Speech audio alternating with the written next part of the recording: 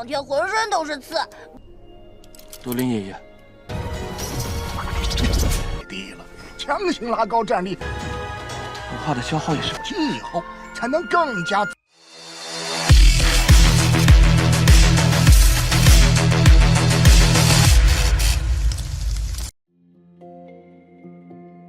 Halo semuanya, selamat datang di Ruang Sinema. Bagaimana kabar kalian semua? Semoga selalu sehat dan baik-baik saja.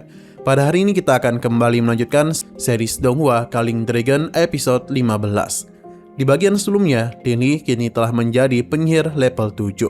Di tengah kekacauan itu, dia berhasil mengambil satu rumput jantung biru dan kabur. Namun serangan naga menghancurkan pintu goa tempatnya bersembunyi, yang ternyata adalah sarang penguasa monster kawasan tersebut. Di dalamnya, ia dan Bebe menyaksikan pertarungan sengit antara monster beruang besar dan monster reptil. Keduanya berkekuatan alam suci. Pak Tua Kohorot memperingatkan agar Lini segera kabur tanpa memakai sihir besar. Sayangnya, saat mencoba melarikan diri, ia terjatuh ke tengah arena pertarungan. Bebe menyelamatkannya, namun pertempuran dahsyat itu berlanjut hingga monster beruang akhirnya kalah. Monster reptil yang terluka parah kemudian bangkit dan mengincar Lini sebagai mangsa berikutnya. Sekarang kita akan melanjutkan episode terbarunya.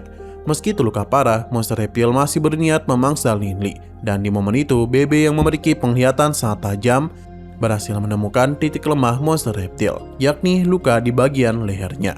Jika keduanya bekerjasama, ada kemungkinan mereka bisa menghabisinya.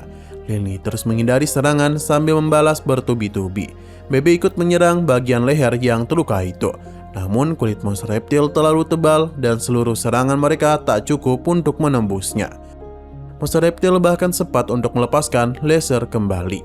Untung saja Lini berhasil menghindarinya dan membalas dengan melemparkan ribuan pecahan batu tajam. Sebagian berhasil mengenai leher monster reptil yang terluka. Namun monster itu segera menyerang balik menggunakan kekuatan rantainya yang menghantam Lini secara telak. Namun sebelum serangannya mendarat, ekor tajam monster reptil menghantam Bebe hingga terpental ke dinding goa. Lini yang menyaksikan hal itu langsung bangkit dengan penuh amarah yang memuncak. Ia berusaha menolong Bebe yang tertimpa reruntuhan. Namun kondisi Bebe sangatlah kritis, terluka parah dan sekarat. Tiba-tiba gerbang neraka muncul di dekat mereka dan mencoba menarik jiwa monster beruang, sekaligus monster reptil. Jiwa monster beruang berhasil diseret, tetapi monster reptil berhasil melepaskan diri dari terakan gerbang neraka dengan sekuat tenaga. Merasa ajalnya sudah dekat, monster reptil mencoba memangsa Lili. Lili menghindari terkaman itu, namun kondisi Babe yang sekarat membuat amarahnya benar-benar meledak. Ia menyerang monster reptil secara brutal. Meski seluruh serangannya tidak mempan, Lili justru terhempas kembali ke bebatuan. Di momen itulah sesuatu yang aneh terjadi. Ketika Lini pingsan, dadanya seolah-olah menyerap sesuatu. Aura berwarna merah seperti kekuatan yang berasal dari ras naga. Di antara kesadarannya yang memudar, bayangan kebersamaannya bersama Bebe melintas silih berganti. Secara tiba-tiba Lini bangkit. Matanya memerah seperti iblis, dipenuhi oleh emosi yang telah lama terpendam. Tanpa basa-basi dan penuh amarah, dia langsung menyerbu ke arah luka di leher monster reptil dan mencabik-cabiknya dengan brutal, yang belum pernah dia tunjukkan sebelumnya. Memperparah luka tersebut hingga monster reptil berteriak kesakitan dan tak mampu melepaskan diri. Pada saat itu, Lini menemukan sumber energi kekuatan dari dalam tubuh monster reptil dan ia memakannya mentah-mentah. Namun sesaat itulah tubuhnya merasakan kesakitan yang luar biasa.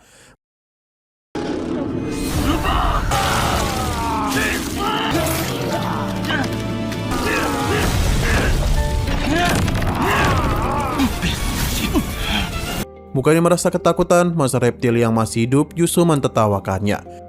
Karena sumber kekuatan naga yang baru saja Lili telan jika dipaksakan masuk ke dalam tubuh manusia biasa, energi itu akan menghancurkan tubuhnya dari dalam. Monster reptil segera menelan Lili.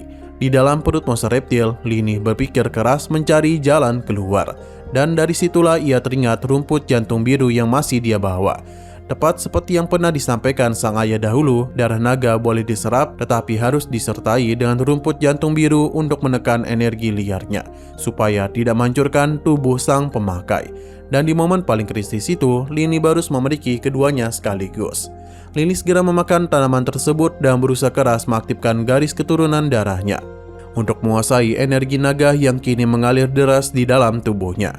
Tepat di dalam alam bawah sadar itu, sosok naga biru perwakilan dari garis keturunan klan Barutz muncul untuk menghadapi jiwa naga monster reptil yang bersemayam di dalam tubuh Lini Barutz. Setelah itu, secara perlahan tubuh Lini mulai berubah. Transformasi berlangsung bertahap hingga akhirnya berhasil memecah keluar dari dalam tubuh monster reptil, menghancurkan perutnya dari dalam.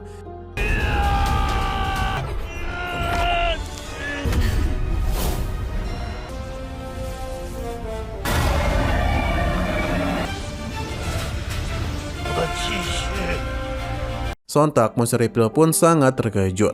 Ia merasakan aura dari ras naga tingkat tinggi memancar dari tubuh Linli. Tanpa menunggu, monster reptil langsung menyerbu. Namun sudah terlambat karena transformasi Lini sudah sempurna. Dan dengan satu serangan dahsyat, Lini menghabisi monster reptil. Gerbang neraka pun langsung menyeretnya dan melahap jiwa monster reptil. Tapi sesaat kemudian, Lini yang kelelahan berakhir dengan jatuh pingsan. Sampai ketika dia kembali tersadar, hal pertama yang dia cari adalah Bebe dan menemukan sahabat kecilnya dalam keadaan baik-baik saja.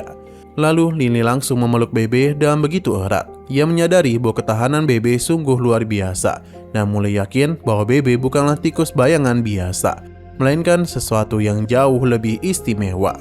Lini bertanya kepada Pak Tua Kohorot apa proses transformasi naganya berhasil. Pak Tua Kohorot menenangkannya dan memintanya untuk mengingat kembali momen-momen pertempuran sebelumnya. Lantas Lini pun mencoba mengingatnya, dan ia mulai menyadari jawabannya sendiri. Ketika dia mengaktifkan kekuatan barunya, tangannya berubah menjadi tangan naga. Kekuatan tempur naga kini telah menjadi miliknya, membuktikan bahwa ia adalah prajurit darah naga yang sesungguhnya. Tepat seperti yang selalu ia impikan dan ia janjikan kepada sang ayah. Namun Pak Tua Kohorot segera mengingatkan bahwa tubuhnya saat ini belum cukup kuat untuk menahan transformasi penuh dalam waktu lama. Jika terlalu dipaksakan, energinya akan habis dan ia bisa pingsan kembali. Ia harus mencapai setidaknya level 9 sebelum bisa menggunakan wujud naganya. Nah, begitulah dia bisa bebas dan sesuka hati menggunakannya. 前2天浑身都是刺。 多林爷爷，低了，强行拉高战力，文化的消耗也是。今后才能更加。 Tiba-tiba saja sesuatu menarik perhatian keduanya dari bagian atas goa. Bebe langsung bergerak ingin mengambilnya. Namun Lili menghentikannya. Lebih baik dia mati terlebih dahulu. Setibanya di sana, mereka terkejut menemukan sebuah formasi sihir yang sudah terbentuk dan bukan sembarangan formasi. Formasi itu bukan berasal dari benua Yulan, melainkan dari dimensi yang berbeda sama sekali. Tak lama kemudian dari dalam formasi itu muncullah sebuah pedang dan aura kegelapan yang sangat mengerikan. Pak Tua Kohorot langsung mengenalinya sebagai artefak ilahi yang berasal dari salah satu dari 4 bidang tertinggi sebuah artefak yang berasal dari neraka. Merasa bahwa kemampuan ini kini sudah cukup layak untuk mulai memahami gambaran besar alam semesta, Pak Tua Kohorot menjelaskan. Di alam semesta ini terdapat tak terhitung bidang ruang. Benua Yulan hanyalah bagian dari bidang materi biasa, yang meski demikian tetap menjadi dasar dari segalanya. Di atas semua bidang biasa itu terdapat 4 bidang tertinggi. Alam baka, neraka, alam dewa kehidupan, dan surga. Keempat bidang tertinggi itu diciptakan oleh 4 dewa tertinggi. Sosok yang berada jauh di atas dewa utama, seperti penguasa cahaya maupun penguasa kegelapan, yang masih bergantung pada kekuatan kepercayaan para pengikutnya. Berbeda dengan dewa tertinggi yang sudah jelas memiliki kekuatan yang mampu menghancurkan sekaligus menciptakan dunia baru. Mendengar hal itu, Pak Tua Kohorot pun mendorong Lini Barutz untuk mengambil pedang tersebut. Karena di masa depan, benda itu pasti akan sangat berguna untuk memperkuat dirinya. 冥界，你之前看到的那个地狱，这4大至高位面，那都只是主神，这来可不止在这狱里。 Nah, sayang sekali lagi seru-serunya, episodenya pun harus bersambung dulu. Tapi sebelum kita akhiri, seperti biasa, kita akan melihat preview bagian selanjutnya. Di perjalanan Lini menuju keluar pegunungan Heaven Magic, dia kembali mendapatkan gangguan oleh 2 naga. Jadi Lini pun kembali terlibat pertarungan. Setelah semua itu, Lini pun kembali ke akademi. Terlihat di arena pertarungan, Dixie yang kemungkinan akan bertarung. Tak hanya Dixie saja, di lain waktunya, Lini juga ikut turun ke dalam arena turnamen. 老大，克西准备进行6级魔法师测试。赢了，我要干。 Oke, sekian dulu pada video kali ini. Untuk video selanjutnya akan segera hadir. Jadi bagi kalian yang ingin mengikuti series ini, langsung saja klik subscribe dan aktifkan loncengnya. Terima kasih yang sudah menonton video sampai habis. Jika kalian suka pada video ini, klik like dan share ke teman-teman kalian tentang channel ini. Dan ditunggu aja kelanjutannya. Oke, sampai jumpa di video selanjutnya.